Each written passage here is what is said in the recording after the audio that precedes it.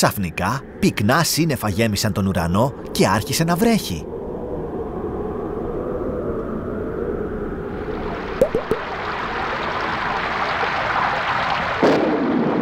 Κάνει πολύ κρύο. Το τύμπανο στενοχωριέται. Ο κακός καιρός του χάλασε το ωραίο πάρτι.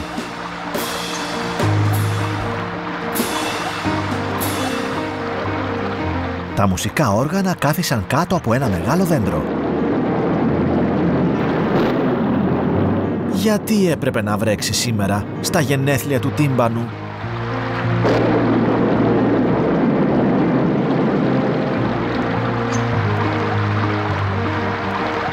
Τα κύμβαλα αποφασίζουν να δοκιμάσουν κάτι για να κάνουν γαλανό τον ουρανό.